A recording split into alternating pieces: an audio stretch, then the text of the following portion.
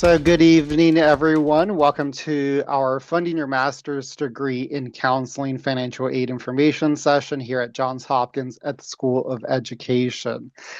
Just to get started here, just a quick introduction. My name is Aliel Acosta. I'm the Assistant Director of Admissions here at the School of Ed. And with us this evening, we have Nettie Metz, the Director of Financial Aid, Jennifer Fordham, Financial Aid Specialist, and Liz Woodward, Director of Enrollment Services. This is our team for this evening, and we will be going through the presentation together. And I will go ahead and hand it over to Liz. Wonderful. Thank you. Welcome, everybody. My name is Liz Woodward. I serve as the Director of Enrollment Management here at the School of Education. I'm very pleased to have you listen to a bit from our team tonight. We have a very dynamic financial aid team. And tonight we're going to cover 8 essential topics that will give you what we hope to be a comprehensive understanding of financing your master's degree in counseling. First, we're going to discuss how financial aid works, specifically at Johns Hopkins, and introduce you to some of the key offices that you would be working with and through. Second, we'll explore the various funding sources available to you, federal, state, institutional, both private and employer-based payment options. Third, we'll walk you through the process of applying for federal financial aid, including completing the FAFSA and understanding your eligibility requirements. We'll just do a brief overview of that. And fourth, this is critical for students that are applying and starting in 2026.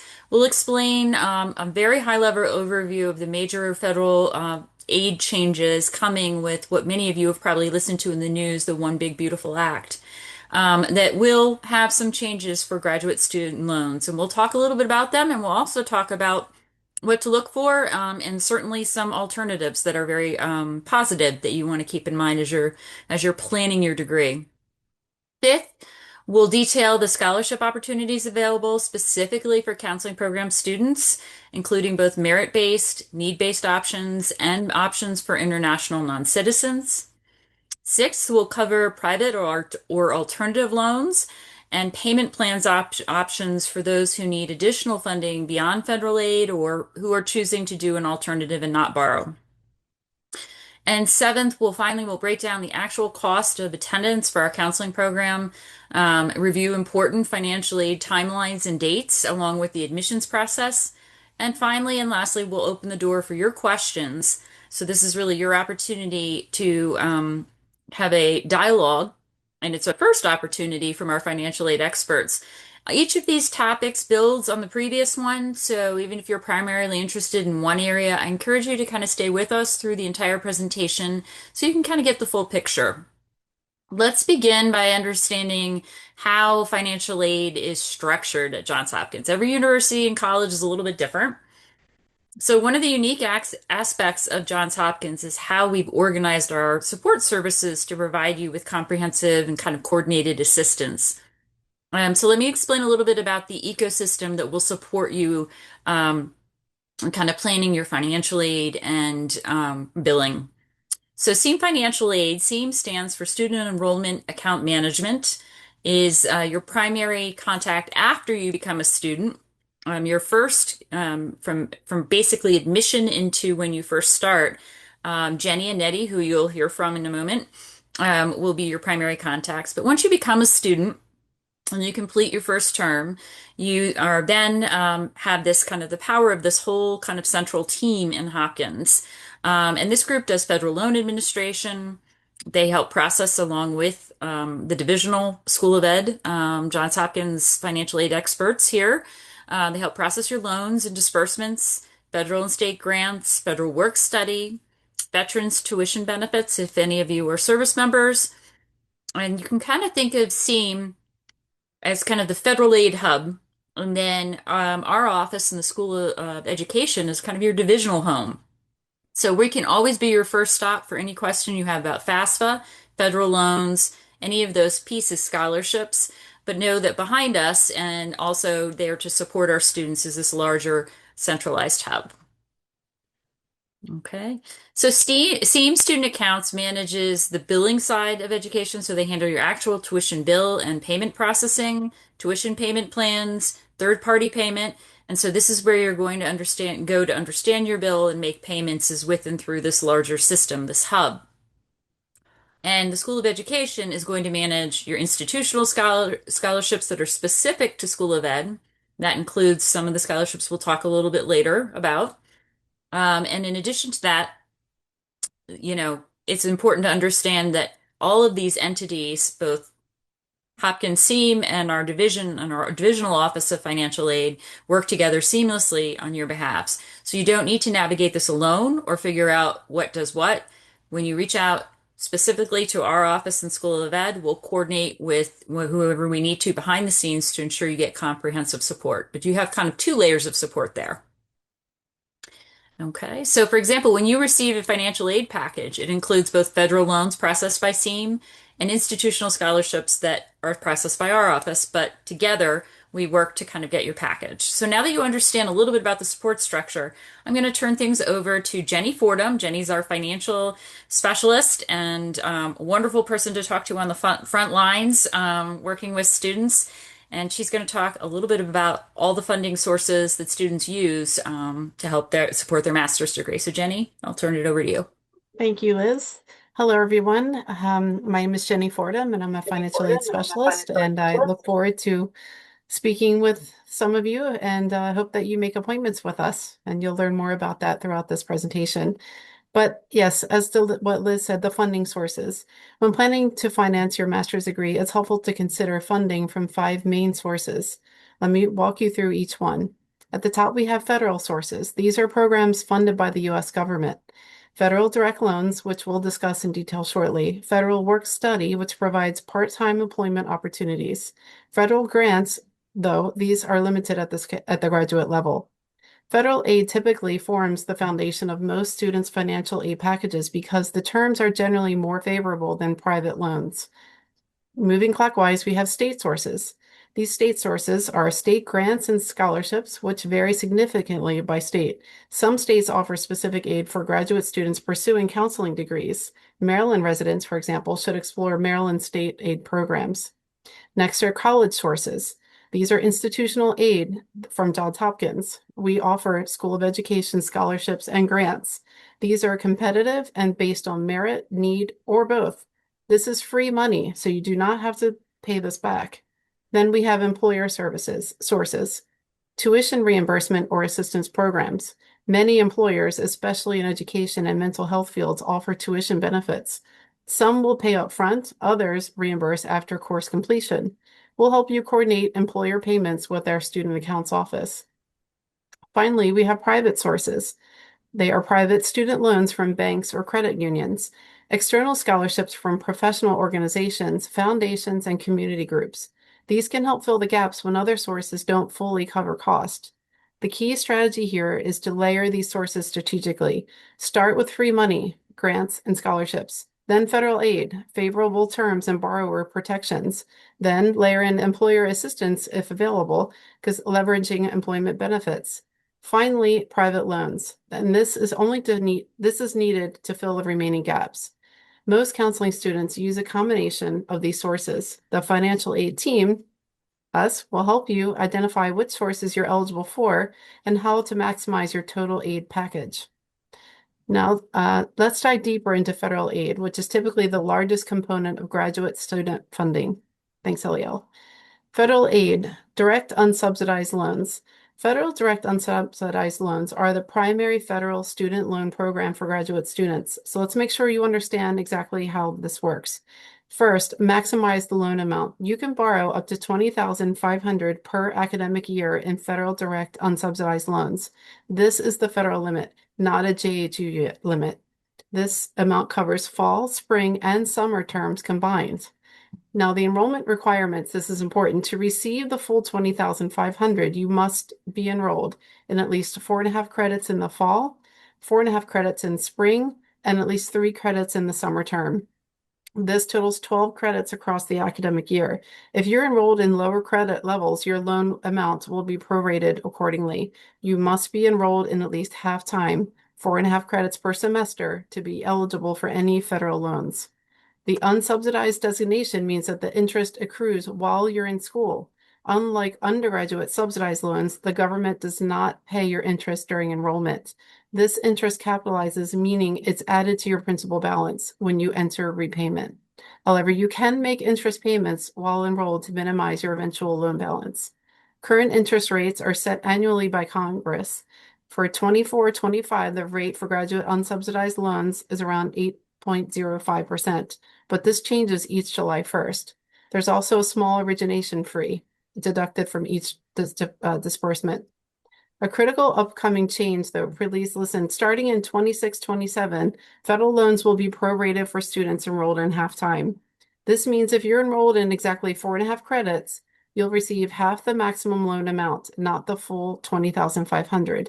This is a significant change from current policy, where half-time students could access the full annual loan limit. We'll discuss this more in a moment. Federal work study is also available through the federal aid program. This provides part-time on-campus employment, typically 10 to 20 hours a week. Work study earnings are paid directly to you as wages. They don't reduce your tuition bill, so you can use them for living expenses. Not all students receive work study awards, so funding is limited. The advantages of federal loans over private loans. There are fixed interest rates, income-driven repayment options, deferment and forbearance options if you experience financial hardship, potential public service loan forgiveness if you work in qualifying nonprofit or government positions. No credit check is required and no cosigner is required. This is why we always recommend maximizing federal loans before considering the private alternatives.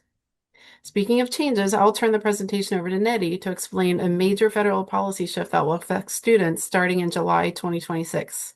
Nettie? Thank you, Jenny. Okay, everyone. There's a lot in this slide, so if you do have questions, there is a website that we can provide to you that is updated all the time from Johns Hopkins, or if you have questions, you can reach out to myself and Jenny. So there's what Liz had touched on at the beginning, what is called the One Big Beautiful Bill, or we have been calling it OB3 in our office. So I'm going to go over all the changes. The first change is the Federal Direct Graduate Plus loans being phased out. If you have heard of the Direct Grad Plus loan previously, that is something that is not going to be available for students in the 26-27, starting in the 26-27 academic year. Currently, grad students can borrow up to the full cost of attendance through a combination of the $20,500 unsubsidized loan plus grad plus loans for the remaining cost of attendance. Cost of attendance I will go over in a little bit. Like I said, starting in the academic year of 26-27, grad plus loans will no longer be available. It is a significant change because many students have relied on the plus to cover costs beyond the $20,500 annual limit. The next change is the unsubsidized loan limit. To partially offset the elimination of plus loans, the annual unsubsidized loan limit will increase, not dollar for dollar, but the new limit has not been finalized yet. It is expected to be somewhere between 30,000 and 40,000 annually. But we have not been given the actual amounts yet. This is something that is being talked about through the federal government all the time. We just haven't been given final numbers yet. Once we get those, we will update you as soon as possible, and it will also be on the website that I had mentioned at the beginning. Any changes that come through, we put on that website immediately. Change number 3, private lenders will replace the Graduate Plus loans. We have anticipated this Graduate Plus being phased out. So students who need to borrow beyond the unsubsidized loan limit will need to turn to private student loans. This is a a fundamental shift in how grad education is going to be financed in America. Um, and why does this matter? Private loans typically require credit checks, whereas the Grad Plus didn't go into credit checks. It more just made sure there was a lighter credit check, honestly. Sometimes these credit checks do require co-signers. If the student's credit is limited, they have variable interest rates, whereas the Grad Plus had a fixed interest rate. There are fixed interest rates with private lenders as well. You just have to check while you are researching these type of private loans. They do not offer income-based repayment plans like the federal loans do. They will not qualify for public service loan forgiveness. You can consolidate these loans once you graduate, but you cannot consolidate them with any federal loans. So it would not be qualifying for the public service loan forgiveness plans. And they do have fewer borrower protections. So this does mean that students may face higher borrowing costs and less flexible repayment options, but we will help you navigate through the process. We do have Elm Select currently. It does compare rates for multiple lenders, and we will soon have a preferred lender list available that will come out in January from our SEAM office as well. And the fourth change is the prorated loans for half-time enrollment that Jenny was talking about. So previously, students, as long as they were half-time enrolled, they could take out the full amount of the loan. Starting in 26, 27, loans will be prorated based on enrollment level. So you have to be enrolled at least half-time, so 4.5 credits in fall and spring or 3 in the summer. If you are enrolled full-time, you will get the full amount of the loan, the 20,500. If you are at half-time enrollment, 4.5 credits, you will get half the loan amount. So if you are at 4.5 credits in the fall and 4.5 credits in the spring, you will get 50% of the loan. So that's 10,250. If you are less than half-time, you will get no loans, federal loans. And it is based completely off how many credits you're enrolled in.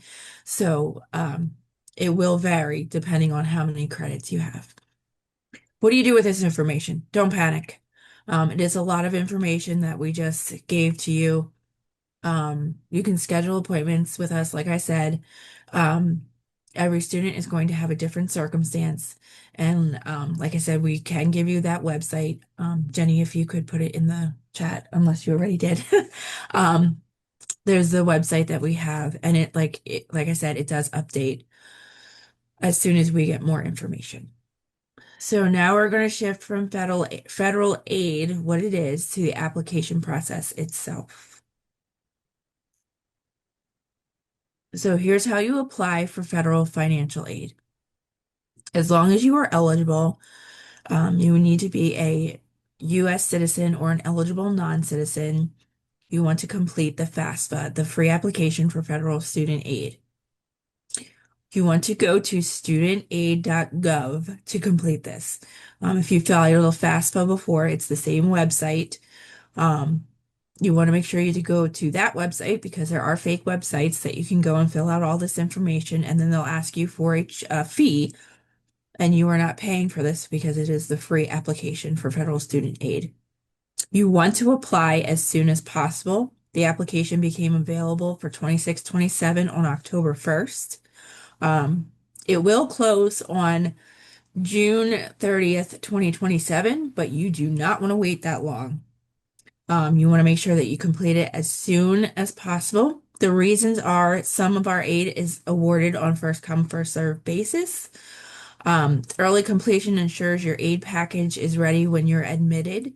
So that means you want to make sure that you complete this as soon as you complete your application. You do not want to wait until you're admitted. You can complete this before you are admitted. You want to do it right away after you complete your application. And it gives you time to address any errors that may have occurred while you were completing the application, or if you were chosen for verification, that you can get that process done sooner than later.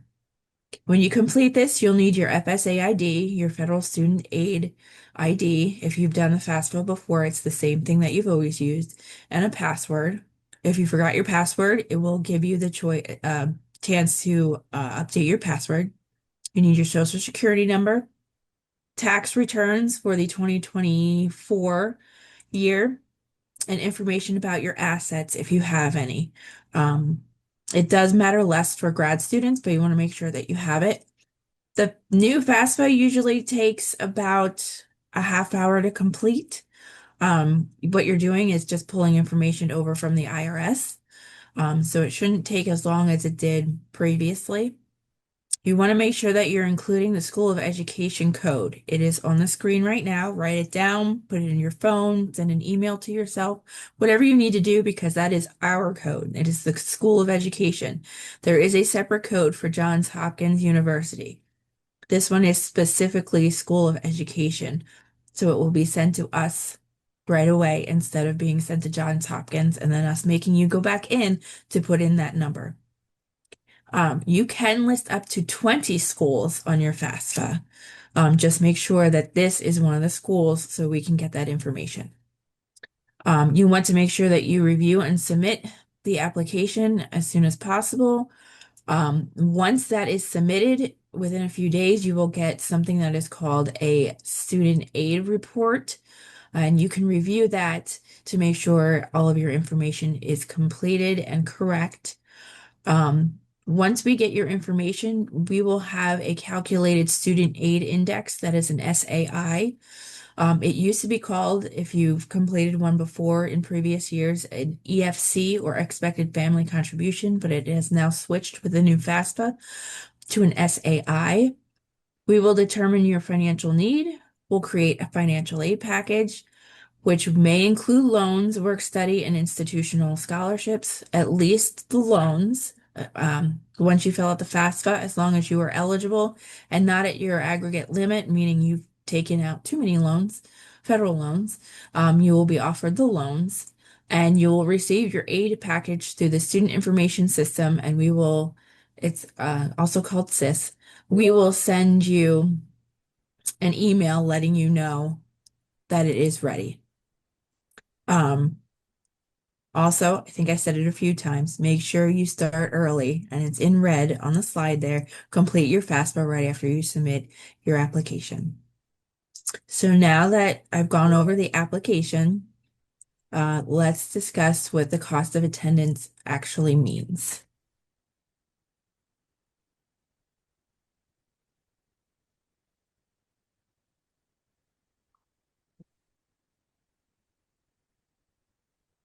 Okay, cost of attendance is something that every school has, and it will be calculated for every student.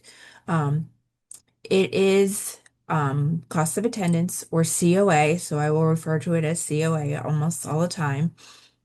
It is a comprehensive estimate of what costs to go to Johns Hopkins for one academic year. It is not what you are paying to the school. It is excuse me, it is two things that are added together to compromise. I'm saying the wrong word. It is added together to get your cost of attendance. It is your tuition and fees, which is your direct costs, and your indirect costs all listed underneath that dot, and it is not billed to you. Your direct costs are tuition and fees. That is what you are going to see on your bill. Okay. So that is what you are actually paying to Johns Hopkins. Okay. Indirect costs are including your books and supplies, transportation, personal expenses, and housing and food. Okay. When we create that, we are looking at what it costs in the Baltimore area for housing and food, for transportation. Books and supplies are given to us as a average number basically for Johns Hopkins books and supplies. And personal expenses are a national number for all schools to use. All of those added together are your cost of attendance. Why does it matter? It determines your maximum financial aid eligibility. Federal regulations state that you cannot receive financial aid that exceeds your cost of attendance. Your your cost of attendance is the ceiling of your total aid package. So what will happen is you can get aid up to the cost of attendance. Your direct costs will come out of whatever aid you have. So your tuition and fees will be paid if you have aid up to the cost of attendance, and the remaining amount will be refunded to you so you can use that for your indirect costs. So if you need additional funds to help you pay for your housing and food, your books and supplies, and all of those things listed there, you can take out more loans, or if you can get scholarships to pay up to the cost of attendance, you can use those funds to help you pay for those things. Um, Cost of attendance is standardized. Everyone in the same program with the same enrollment status will have the same cost of attendance. So if someone in your program is registered for 12 credits, they will have the exact same cost of attendance as you. If someone is registered for 9 credits, it will be lower because the cost of the credits is different. If someone is half-time, it will be lower. That's the only thing that will change the cost of attendance is the amount of credits that a student is enrolled in. The cost of attendance is an estimate. Your actual expenses may be higher or lower. We do not know how much your housing and food is actually going to cost you, but we use that as an estimate so we can help you with the cost of attendance so that you can get aid to help you pay for these things. Um, Cost of attendance does not include health insurance, debt from previous education, or support from dependents beyond basic living expenses or major medical expenses. Okay. I know that's a lot as well, so if you have questions, let us know. And then now we're going to look at um, a cost of attendance example.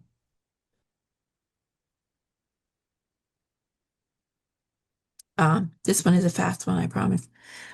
Cost of attendance. So, like I said, tuition fees, um, plus your indirect costs, minus whatever your student aid index was from the FAFSA is how we can't calculate your financial need. Okay. Scholarships and grants awarded would count as your financial need. That includes any gift aid you've already been awarded, institutional scholarships, external scholarships, or employer grants. They do count, and we will put them in as aid on your award letters. We do need to count that as your financial need. Work study also counts in there. So even though you get awarded work study, it does not go towards your bill. You get paid work study, but we do have to count that in your financial aid award. And one more thing regarding the student aid index. If you do have a high need, if you fill out the FAFSA with a student aid index and you saw that your SAI is negative 1,500, which makes you a very high need student, it does not automatically mean you'll receive more aid. It just means that you're eligible for more need-based programs. They do have limited funding, and aid is typically awarded to those with the highest need. Doesn't mean that you will or you are guaranteed to get it, but it does mean that you have um, eligibility for those higher need-based scholarships. Okay, now we're going to look at what sample or estimated costs are for a student in counseling. Thank you. Okay, these are costs from this year. Am I correct, Liz? That's correct. Yep. Okay, so, and this is a student that is enrolled in 12 credits or 9 9 credits? credits. Yep. 9 credits. Okay.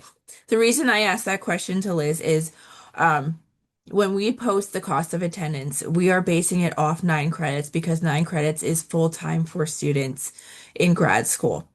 Most of it says it up there. I'm very sorry. Most students in the counseling program will be taking 12 credits.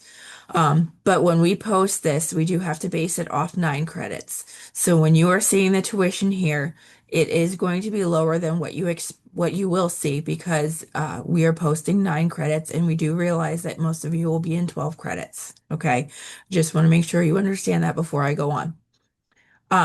So tuition and fees for this year for a student that is enrolled in 9 credits was a total of 21,950 for tuition and fees. So that's your direct expenses. Indirect expenses from our cost of attendance from this past year was 29,320. This is not including any federal aid right now. A student who was awarded a counseling merit scholarship average was about 7,000 per semester, so 14,000 for the year. Their net annual cost from the cost of attendance was 37,270. So if you needed additional aid, you could get up to 37,270.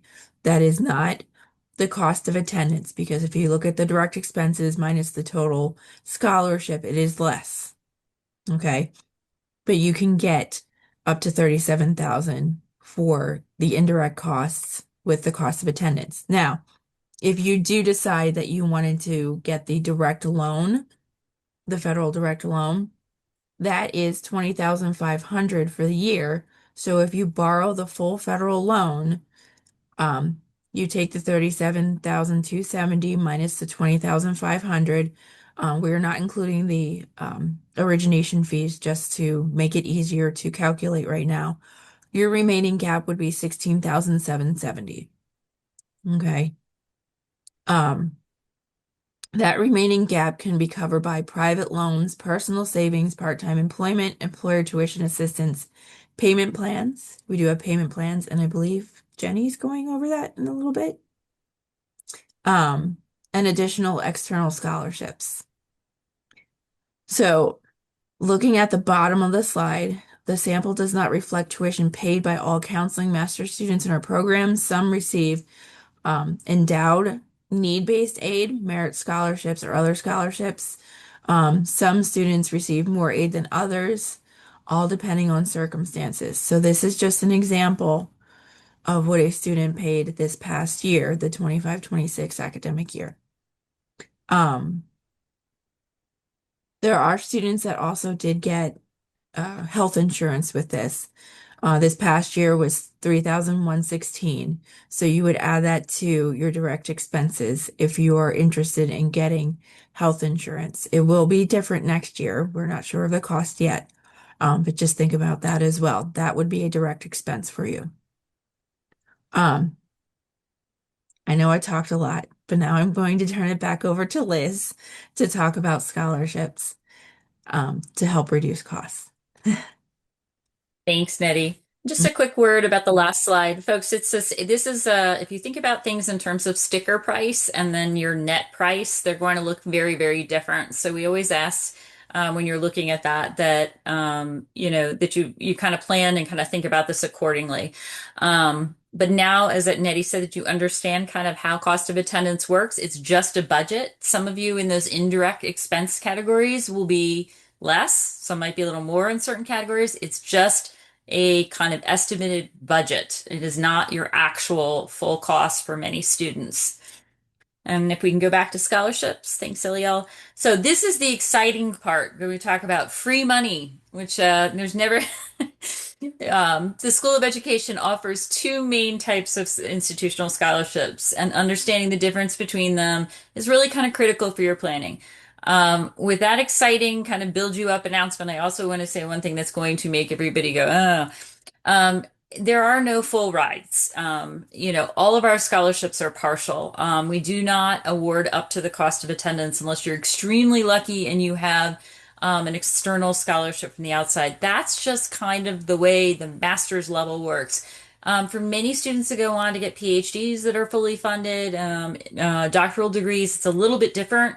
But on the master's level, unfortunately, this is kind of the standard. So I would say close to 78% of our counseling students borrow some form of financial aid to support their master's degree during the time that they're with us. That said, our counseling program scholarship, which is merit-based, so that means good news. If you're a domestic student, means you're a U.S. citizen or permanent resident, great, you're eligible. If you're an international student, you're also eligible for this scholarship. So this is our primary scholarship awarded to incoming counseling students. It's typically ranging, you can see from 15% of the total tuition. Um, this could mean, as we showed in the example, anywhere $7,000 on up. It does vary. No FAFSA is required, unlike need-based aid, which requires you to show us that you have financial need. This is straight, kind of based on your academic background, and your strength of your application. So when you're going through the admissions process, it looks at your academic record, your achievements, your professional experience, your recommendations, and your fit with the overall program. Um, Awarded at admissions, again, you don't have to apply separately for this scholarship. So every admitted student is automatically considered based on their application and their interview. And our counseling kind of faculty and the admissions review committee are also involved in this process in terms of selection. So this is a multi-year renewable scholarship. And that's what kind of makes this extremely valuable is the scholarship continues beyond your first year, usually goes to a third year, as long as you maintain what we call satisfactory academic performance and you keep pace. So in other words, you're earning credits, you're on your schedule, and you're maintaining at least a minimum 3.0 grade point average. And this provides predictable funding for you for your program. So that's a huge benefit when you're thinking about planning. Again, non-US citizens and permanent residents can receive this as well, which is especially important for international students because they are not eligible for federal aid and loans that Nettie just talked about. Our SOE, School of Education endowed scholarships, moving on to the second category here. These scholarships come from donors who have established endowments specifically to support students with financial need. They typically range from anywhere from $4,000 to $8,000 a year per student. These amounts are donor specified and the funding is limited. So not all students with need will receive these scholarships, but we encourage students to apply for them. They are competitive, but every little bit helps, is what I say. So because they're need-based, you must have the free application for federal student aid on file, and you must fill out a short, separate application. So there's two kind of components to that. And this application is available on our website. If you go to admissions, financial aid, types of aid, and grants and scholarships, you'll see it right there. The application deadline is April 1st. This deadline is firm because we have hundreds of applications to review and process.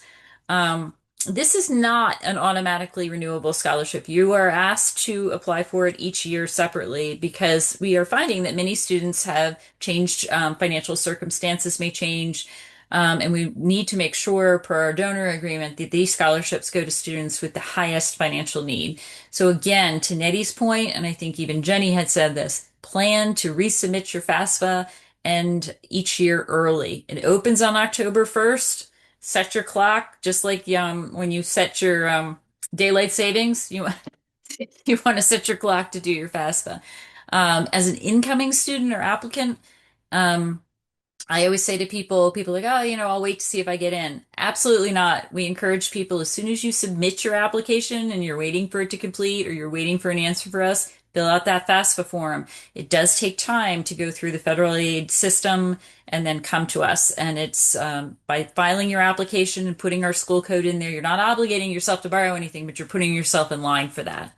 So just my little plug for please start early. Can you receive both scholarships is one of the most common questions we get. Yes, it's possible to receive a counseling merit-based program scholarship and the need-based endowed scholarship if you demonstrate a strong merit qualification in your application, if you show significant financial need, if you submit everything by the deadline, you will be considered. However, aid from all sources, again, as Nidhi had mentioned, can't exceed what that budget is in your cost of attendance. And likely because all of our scholarships are partial, they're not going to. So I always say to students, the key kind of thing to remember, don't self-select yourself out of applying for endowed scholarships. If you have any financial need, just go ahead and submit the application. It'll literally take you 2 minutes. The worst outcome is you're not selected. The best outcome is you could be awarded gift aid, a couple $1,000s that can help you. Submit the FAFSA again, even if you don't think you're going to qualify for need-based aid. The need calculation is complex and you might have more need than you realize. Plus, the FAFSA is required for federal loans if you're planning to take those out anyway. Always mark your calendar for April 1st if you want to be considered for this endowed scholarship. That's a hard deadline. And understanding that scholarship funding is competitive and it's limited. So it's based on who applies that year and what the need level is. So not everyone is going to receive awards, but those who don't apply definitely won't receive them. You got to play to win, is what I tell people. So we have additional scholarship opportunities on our next slide that I wanted to discuss because I know this comes up often for international students. And I'll just touch on these briefly because we want to allow time for your questions. But as of this year, we've introduced the Tan and Chen Global Leaders Education Scholarship. And this is specifically for international students pursuing degrees in the School of Education. Newly admitted degree students, you have to be a non-citizen.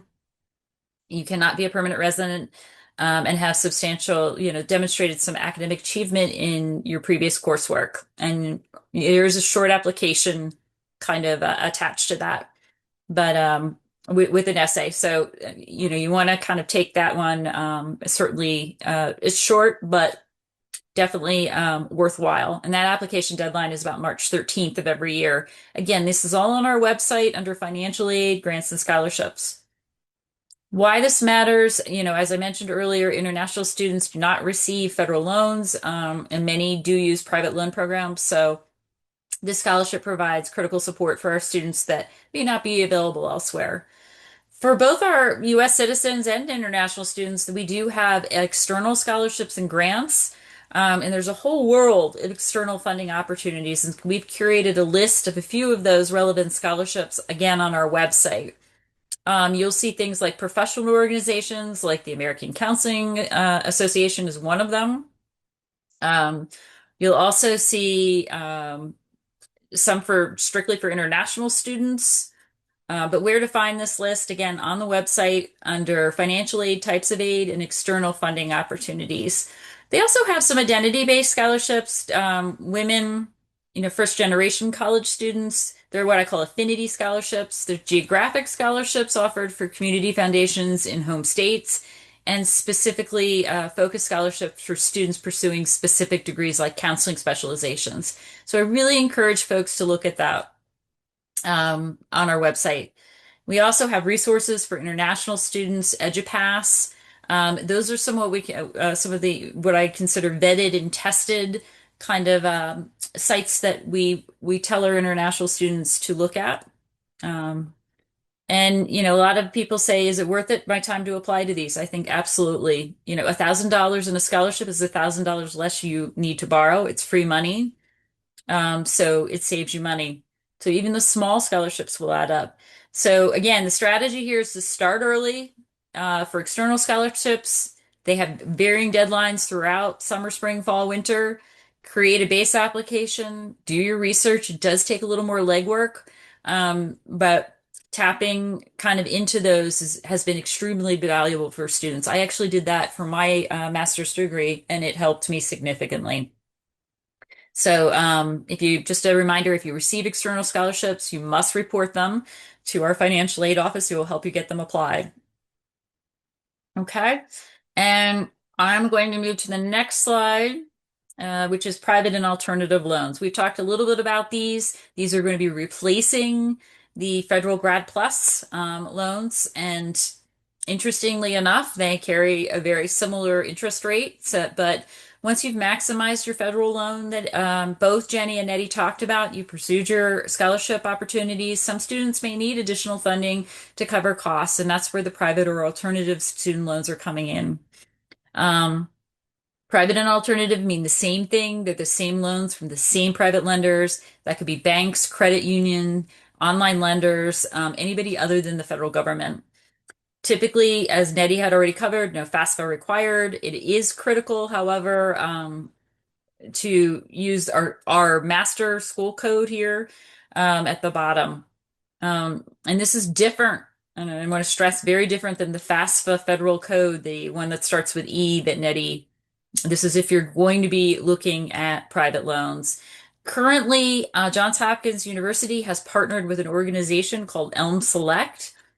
It's our recommended loan comparison tool, and it provides what we consider to be an unbiased marketplace for comparing loan options. But here's really why we think it's valuable. It's free to use, so there's no fees to do that, no obligations, no registration. It gives you comprehensive comparison between different lenders, interest rate, loan terms, fees, borrower benefits, cosigners if you need them. And it's school specific. So results are tailored to Johns Hopkins, ensuring that the lenders actively work at our school. So this isn't just some kind of random loaning company. They have students have borrowed from them. Unbiased in the sense that Elm Select isn't paid by our lenders to favor any certain options. And that's very important to Johns Hopkins. We cannot, when it comes to the private or alternative loan market, we do not make recommendations on one lender over another. So you can certainly take a moment to write this down or bookmark it, or Nitty or Jenny, if you're kind enough, you can put Elm Select into the chat. But it's really, I think Nettie did a great job going over the differences between federal and private loans. But here are the advantages. There are some downsides, but the advantages are you can borrow up to the full cost of your attendance minus other aid you've already received. They often disperse faster than federal loans, and some lenders really are starting to offer competitive rates for well-qualified borrowers, so fixed or variable rates.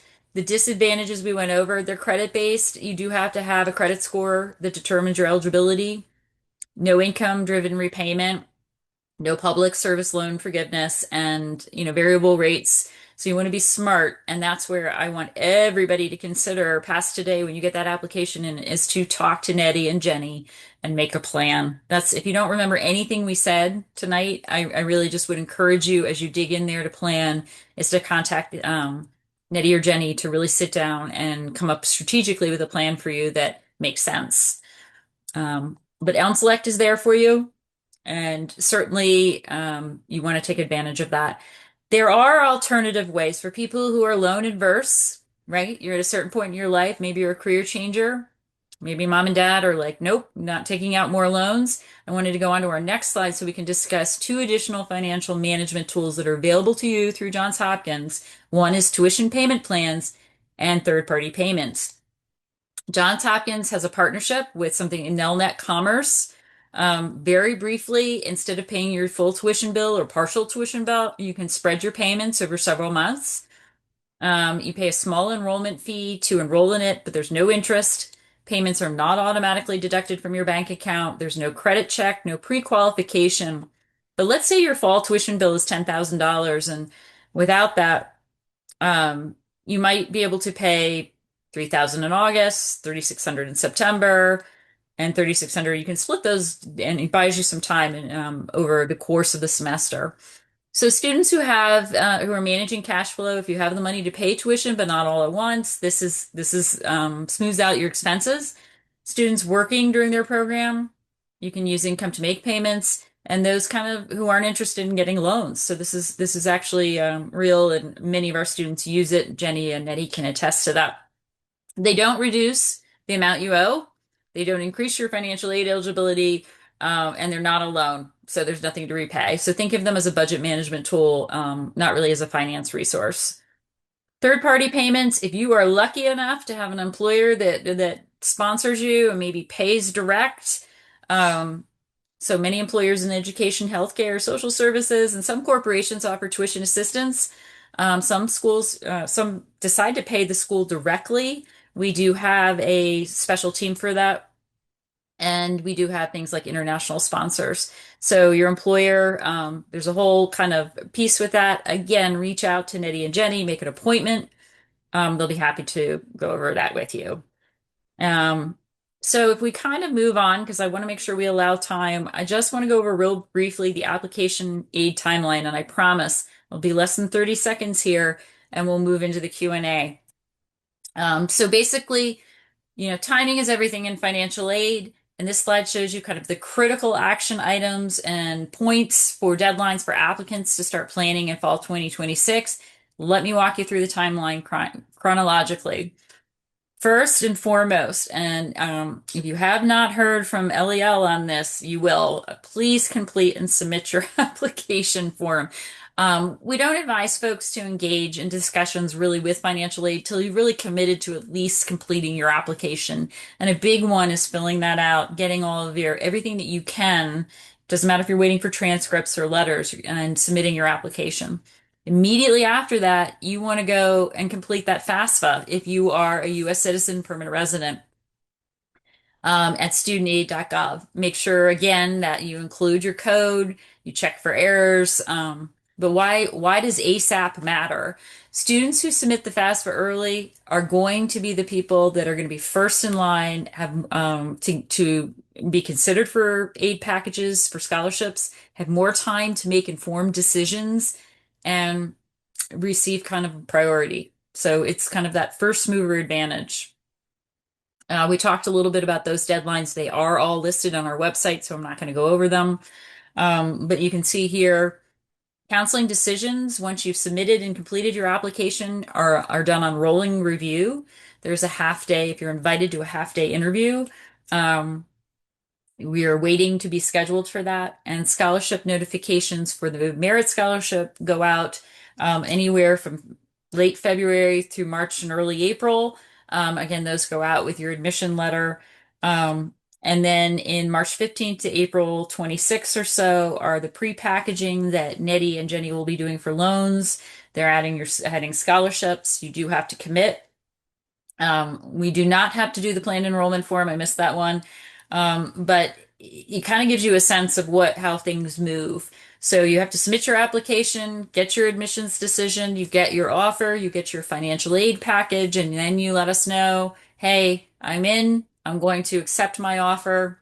I'm going to pay, I'm going to pay my enrollment deposit, and I'm ready to get started. Okay. So that's roughly the timeline. Scholarship notifications come out as close as we can to the start. And this is top reasons. Does not look so good here. It looks like it's not recognizing my font. But I can go over those on my own. So one thing, if we can move one slide ahead.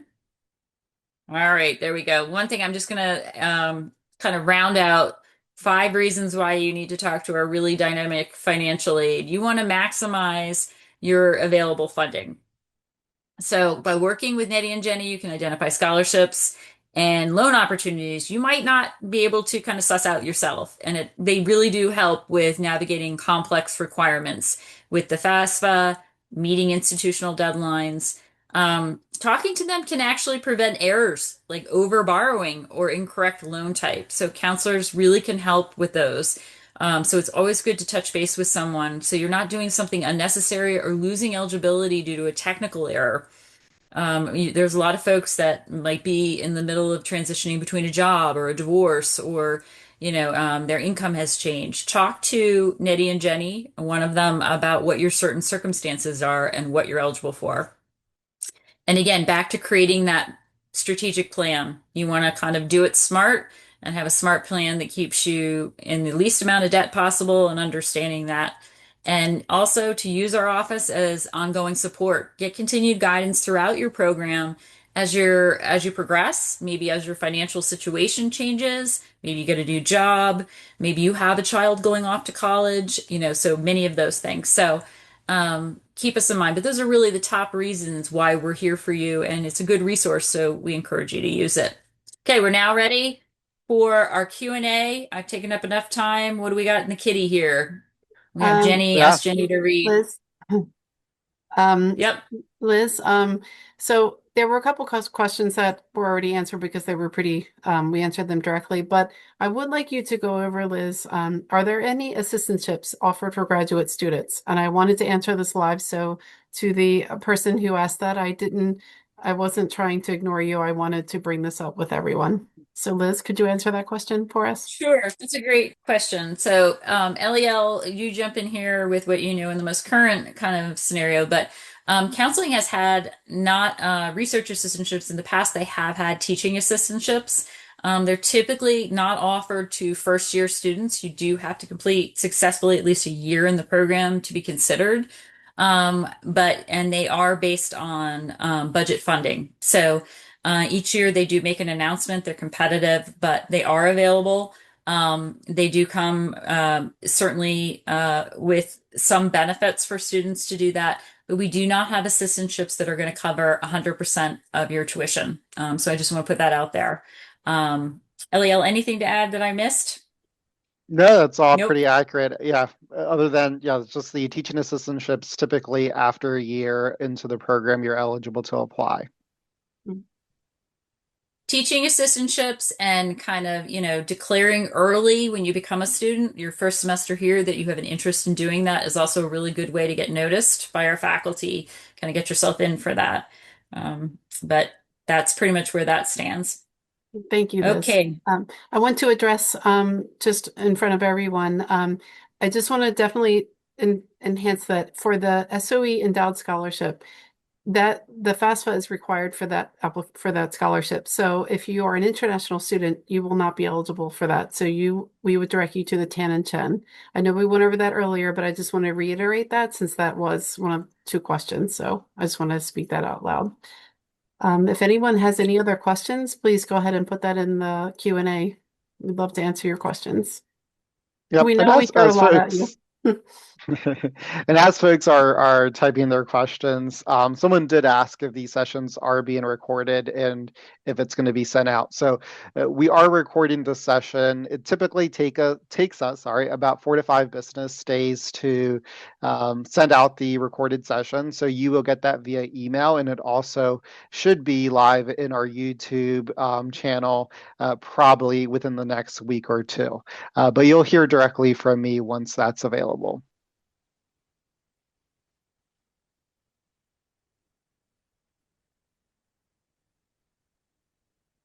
I also want to stress with the changes, I think we covered a lot of information tonight and probably in excess, and you're probably on overload.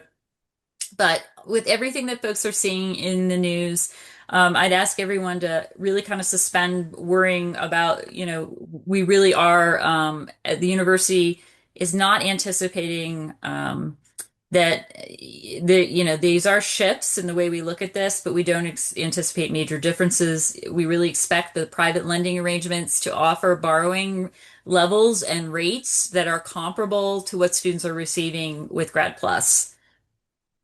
But specific details are forthcoming. They're going to be finalized, as Nettie said, in early spring.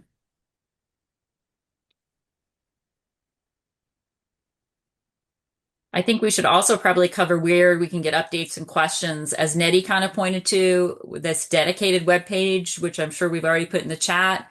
I did. Yep. Great. I already put it in the chat. Great. And folks, feel free to type your questions still, but I'm going to go ahead and show this slide just in case folks do need to log out early. These are the direct links if you do want to schedule an appointment either with Nettie Matz or Jennifer Fordham. Jenny or Nettie, if you can provide those links in the chat box as well, that would be great. As Liz said, once you start your application and complete it, go ahead and start scheduling an appointment with them just so you can assure yourself that you're following the right steps to be reviewed for scholarship and just kind of makes sense in terms of how to fund your graduate degree here at the School of Ed.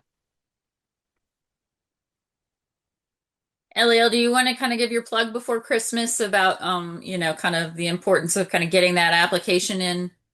Yeah. So, I'm sure folks have been receiving emails from me, and I really appreciate folks who have been able to make appointments with me as well. And I guess I'll put my appointment calendar here in a bit.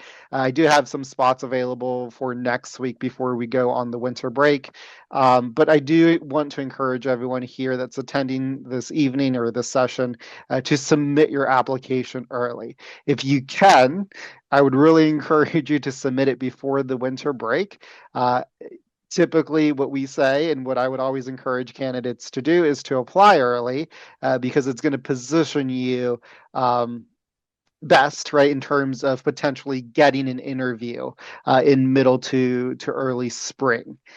So to be competitive, right, take your time with the application, but if you can, submit it by the end of December. You'll get communications from me here in the next few weeks and as we enter the month of January. If you have any questions that arise about your application or the program, don't hesitate to reach out to us directly. If you reply honestly to any of those emails that you've been getting from the School of Education, it will get forwarded to me at some point. Eliel, someone just asked in the chat, which WES transcript evaluation package should prospective students select?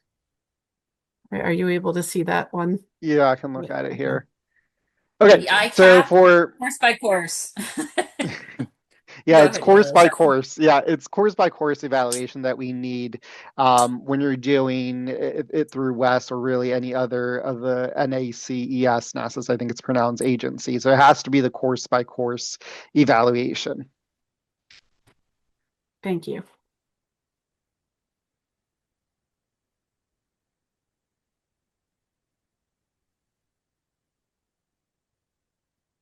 One more question. If we have submitted our applications but get emails after submitting our application, should we be worried?